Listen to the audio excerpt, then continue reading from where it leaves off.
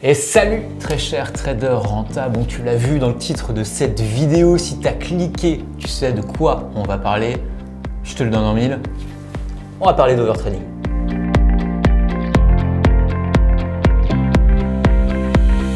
Bon alors l'overtrading, tu le sais si tu es déjà un petit peu initié en bourse, on va en parler avec François. François, je te l'ai présenté, il est coach, trader référent chez Altitrading, il permet aux membres Altitrading de progresser de par son expérience.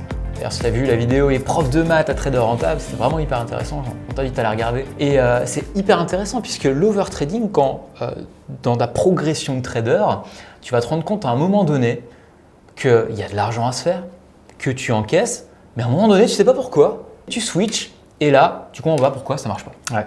Je sais pas, on en parlait avec François, ça lui est arrivé, moi ça m'est arrivé aussi. Et il y a plusieurs explications à ça et on voulait justement faire une vidéo sur l'overtrading puisque c'est un des facteurs vraiment hyper importants qui est lié à la psychologie humaine. Et la psychologie humaine, si tu as regardé nos vidéos, on en a parlé pas mal de fois puisqu'en fait ça représente 80% de tes résultats. Alors concrètement, François, est-ce que tu peux expliquer un petit peu ce qu'est l'overtrading ? Ouais. L'overtrading, en fait, c'est très simple.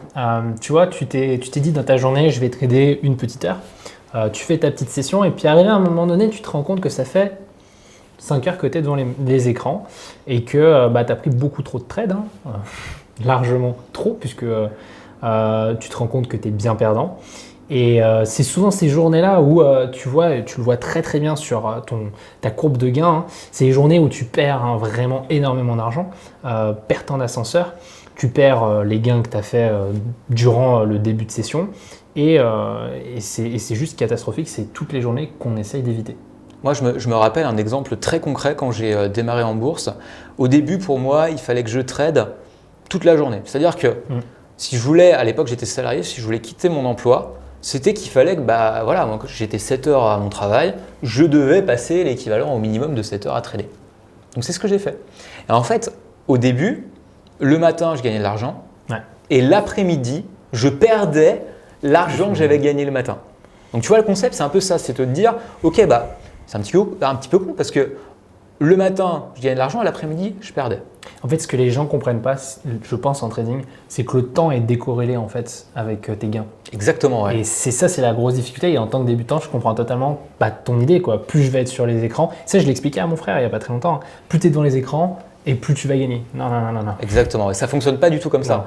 D'ailleurs, une petite astuce qu'on pourrait te donner là, si tu fais du trading ou que tu souhaites un petit peu aller de l'avant avec le trading, fixe-toi des objectifs. C'est-à-dire de te dire, dans une journée, concrètement, combien je souhaite gagner d'argent, combien de pourcentage je souhaite augmenter mon capital.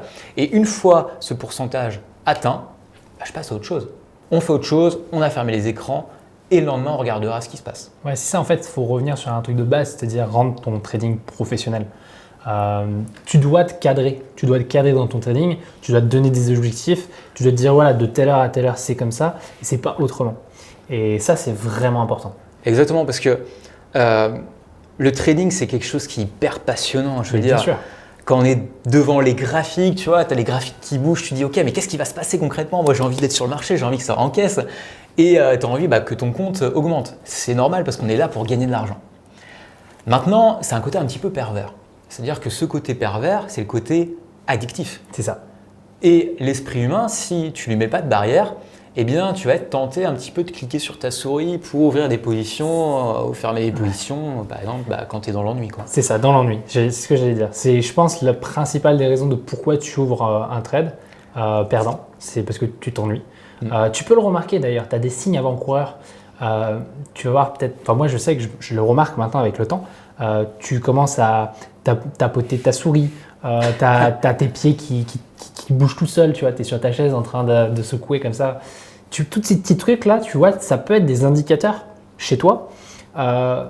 Peut-être tu es un petit peu dans l'ennui, qu'il faut peut-être sortir de tout ça, prendre du recul, te lever, aller boire un verre ou peut-être simplement arrêter ta session, quoi. Exactement, ouais. Et puis il y a souvent cet effet aussi de cette envie de se refaire. Ouais. Tu sais, par exemple, le cas que je te partageais tout à l'heure où le matin je tradais, ça marchait bien, l'après-midi ça marchait moins bien parce que déjà il y a la fatigue, ton cerveau humain il n'est pas fait pour rester concentré plus d'1 heure et demie, 2 heures.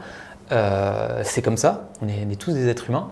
Et du coup, eh bien, l'après-midi, tu vas te dire, ok, ouais, mais attends, mince, j'ai perdu tout ce que j'ai gagné ce matin, je vais me refaire. Psychologiquement, c'est compliqué. Hein. Ben ouais.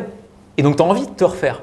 Et je suis presque sûr que si déjà tu trades, ça t'est forcément déjà arrivé. D'ailleurs, si c'est le cas, partage-le dans les commentaires. Ce serait intéressant d'avoir ton retour d'expérience là-dessus.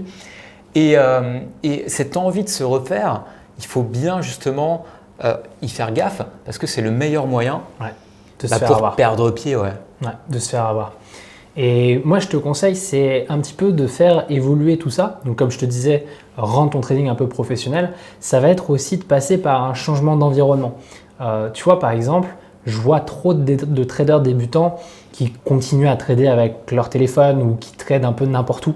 Alors ouais, c'est top, c'est l'envie qu'on a du trading, mais il faut savoir se cadrer. Et pour se cadrer, la meilleure des choses, c'est de maîtriser son environnement. Par exemple, je te donne un exemple tout simple, c'est ton réveil. Je parie que tu connais la touche snooze qui te permet de reporter ton réveil. Et ben, tu vois, l'idée pour éliminer cette autodiscipline, ça va être tout simplement de placer ton réveil dans ta cuisine. Tu places ton réveil dans ta cuisine, tu vois bien que là, tu court-circuites, tu vois, le problème, puisque tu vas te lever et donc tu auras fait la tâche la plus principale, c'est-à-dire sortir de ton lit. Et donc du coup, tu vois, tu as éliminé l'autodiscipline en changeant d'environnement, en mettant juste ton réveil dans la cuisine. Je suis sûr que ça arrive à tout le monde, même à toi, d'appuyer sur ce réveil. Tu n'as pas envie de te lever, tu es dans le lit, tu fais non, je suis bien sous la couette et tout. Voilà, c'est arrivé à tout le monde. Exactement. Voilà. Commence déjà par ces premières étapes. L'overtrading, c'est un sujet hyper passionnant. La psychologie du trading, c'est un sujet hyper passionnant puisque ça va faire partie de tes étapes de progression du trader pour devenir trader rentable. Et c'est vraiment la petite clé, tu vois, qui peut te faire passer d'un trading qui va stagner à te dire, ok, là j'encaisse, j'ai confiance en ce que je fais et je peux me créer vraiment des revenus. Et ça qui est génial avec le trading, c'est cette création de revenus qui est décorrélée du temps. Donc si tu souhaites avoir plus d'informations sur l'overtrading, si tu souhaites démarrer en bourse, si tu te dis ok, hop, je suis prêt, j'y vais, fais-le maintenant, clique sur le bouton juste en dessous ou juste au-dessus. On a une formation offerte qui va te permettre de démarrer. On aborde le sujet du trading, de l'overtrading, comment les marchés fonctionnent et l'opportunité de te créer ta première stratégie de trading, comme tu peux le voir juste derrière. Donc c'est parti, on compte sur toi. Si tu as aimé cette vidéo, mets un petit pouce bleu juste en dessous en partageant effectivement tes questions. Voilà, si tu as des questions, tu dis ok, j'ai pas compris ça, François réponds-moi, j'aimerais bien savoir. Bon, pose ta question et on va y répondre. On te dit à très bientôt dans une prochaine vidéo. Ciao.